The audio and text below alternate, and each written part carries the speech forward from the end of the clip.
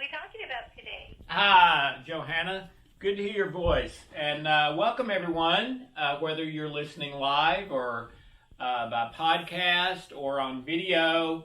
Welcome. This week's topic is gender issues. And this was another one of those, like the Black Lives Matter, that was very difficult for me. I'm not sure I did a good job with it. I prayed over it for like a month before doing it, did a lot of research. And basically the place that I ended up is that we've got to be super, super careful when making judgments about these gender issues and what other people have chosen for their lifestyle, because we don't know the truth about them. The truth is that we are body, mind, and spirit. And you can have a body identity, a mind identity, and a spiritual identity, and they can be different, all right? And then when you talk about gender issues and sexual issues, about one person in 1,000 is what is termed intersex, meaning according to their sexual organs, they are not just boy or girl, they're X% boy and X% girl, or X% girl and X% boy, okay? And I had one client who I was working with on these issues, and he went to his medical doctor, had tests run, had an examination done at my request, and allowed the doctor and I to consult with each other. And I'll never forget the doctor telling me, you know, when we consider everything, the genitals, the hormones, everything, the best guess I can make is that this person is about 53% male and 47% female. And I got to be honest, that shook me up a little bit. But what it taught me, like most things in life, is be very slow to judge another person. The Indians used to have a thing: never talk about someone or make a judgment about them until you've walked in their moccasins, which you can't do in this situation of gender issues. They're the only ones that can walk in their skin and their body. I think about another one person in 10,000 has their hormones extremely out of whack. They either have way too much estrogen or way too much testosterone, which can also have an effect. There's a thing called gender dysphoria that happens, where the person feels like they are the other sex. They don't want to. In fact, almost all of them try not to, because it's a very difficult way to live, okay? But nothing they do seems to change that. And there's some other smaller issues too. But the bottom line for me is I can't judge. The bottom line to me, for the person who's going through that gender stuff, is you've got to find out what your identity is, not create an identity that may not be a real identity. You've got to find out who you really are and live that. And that is the path to your best possible life. Not just to say, oh, that looks fun, or I think I'll try that for a while. That almost never ends good. But finding your identity and living it. And there's a teaching on the YouTube channel called the 5 Big Questions. And that's what it's for, is to help you determine your identity. And most of the clients I've had over the years had never been on that journey themselves. They just hadn't.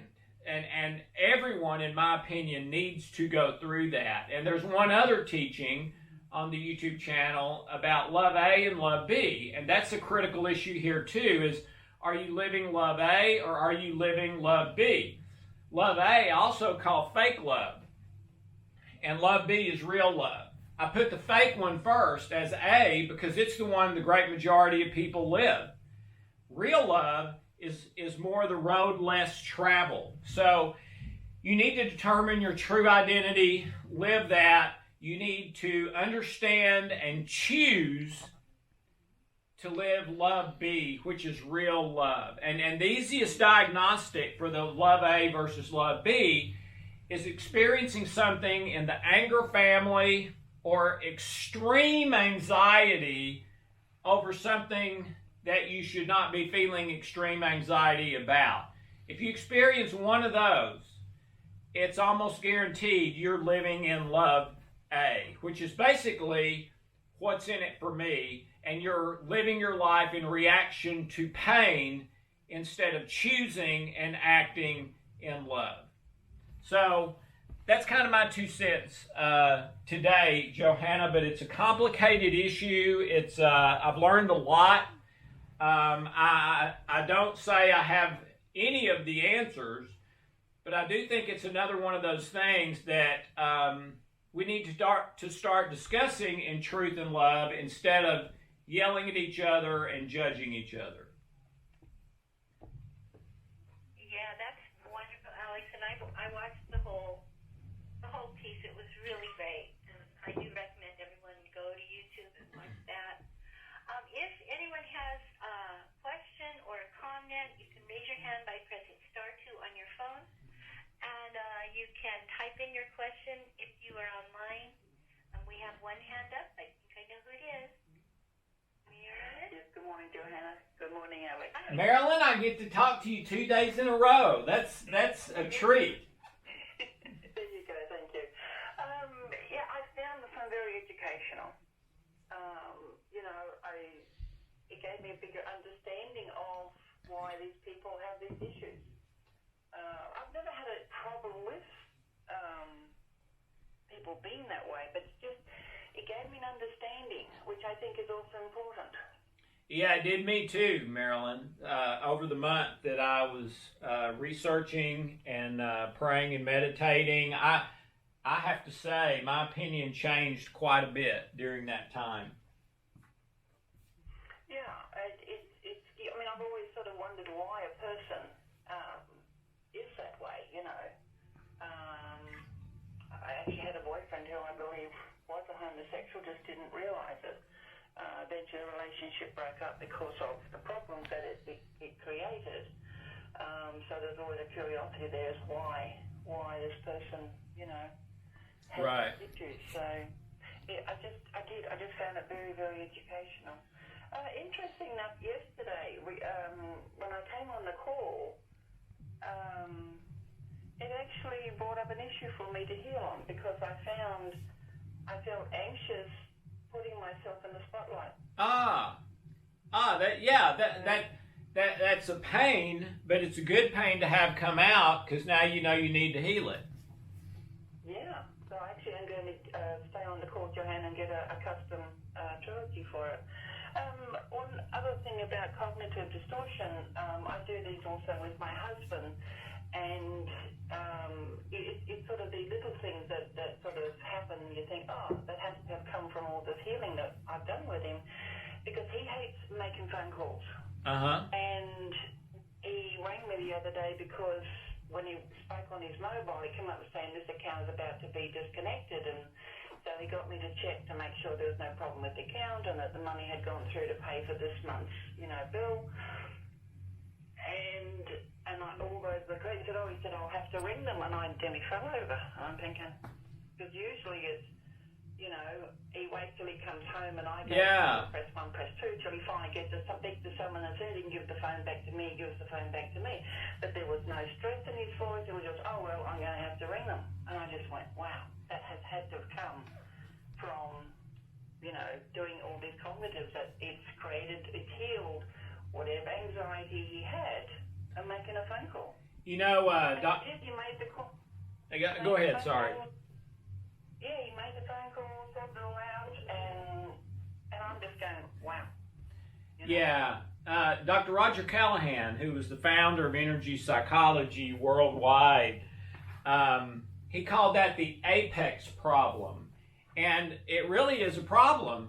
And the apex problem is when the person's problem goes away and now they're totally without that problem, but they don't even remember they had it.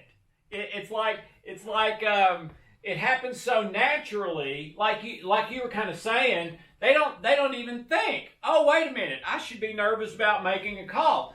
They just pick up the phone and do it without nervousness anymore, and just go on as if they'd always been that way. And that's one reason it's good to kind of keep a diary or journal of what you work on and how bad it was bothering you when you started and stuff like that, so that you can see your progress.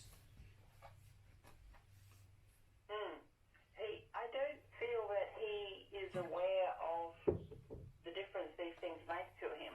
Right. Yeah, that's what the apex problem is.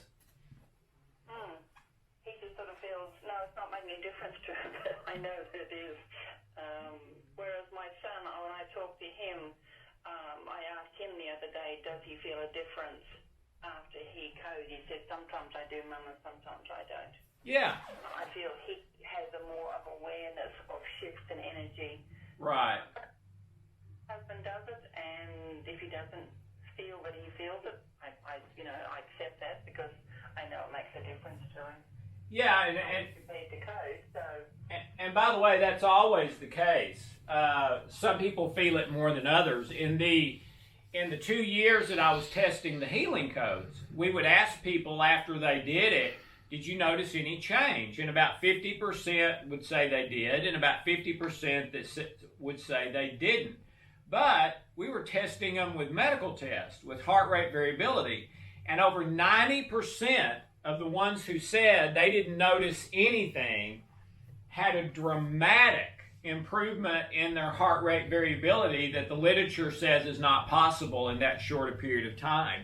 So in my experience, it's always working. It's just, sometimes you feel it more than others, and some people feel it more than others. Yeah, I'm the one that feels it. Yeah, I do too. And but that's okay. So yeah. Yeah, no, I do love these cognitives. They do really make a difference in my life and also in my family's life. I know there's a difference in them. Well, thank you, and thank you for sharing that. Johanna? All right, so we do not have any other hands up. If you have a question, for any of you who've just come into the call, *2 is going to raise your hand. I'll be able to unmute your line, and you can interact with Alex. If you're on the web, you can go ahead and type in your question, and I will read it for Alex. And Johanna, I believe this is our last program before the new year. That's right. Yeah. Your last. So I want to wish everybody a fabulous Merry Christmas and Happy New Year. And me too. God bless you, everybody. All right. Well, I don't see any hands up, Alex. Okay. We do not have any questions in. So Okay.